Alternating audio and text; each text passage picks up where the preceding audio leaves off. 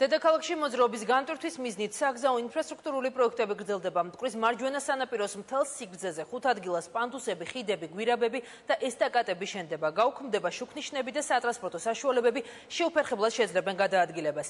ახალი გვირაბის მშენებლობა უკვე დასრულდა გალაქტიონის ხიდთან, რაც თბილისელებს ამ მონაკვეთზე გადაადგილებას გაუმარტივებს.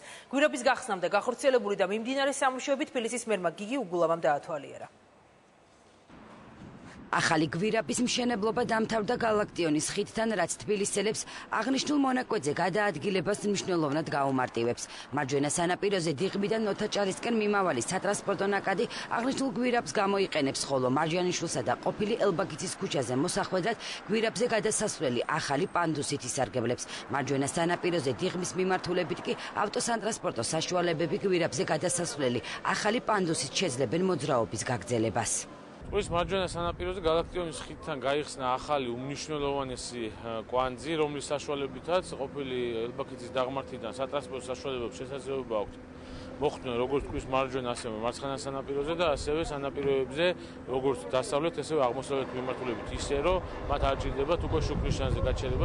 სარეაბილიტაციო სამუშაოები განხორციელდა, ასევე გალაქტიონის ხიდზე გამოიცვალა კომუნიკაცია, გამაგდა ხიდის კონსტრუქციული ნაწილი და მოხდა მოაჯირების განათებისა და მიმდებარე ტერიტორიაზე არსებული ტროტუარების განახლება.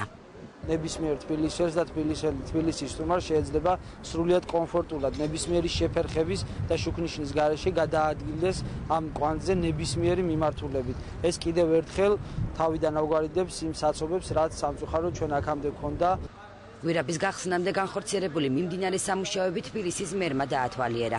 გიგი უგულავმა მარჯვენა სანაპიროზე მიმდინარე ინფრასტრუქტურული პროექტების მშენებლობაზე, მათ მნიშვნელობასა და შესაბამისად ქალაქში არსებული სატრანსპორტო გადაადგილების გაუმჯობესებაზე ისაუბრა. ახლა უკვე ჩამოდის ხალხი და დროზე რო არ დაგვემთავრებინა უკვე აი იმ საქმის მაგივრად ცუდი გამოგვივიდოთ. ვერ დამთავრდებოდა ონოლოგი თუ ეს ხალხი ეს არის ბოლო ისტორიული საცობი აქ.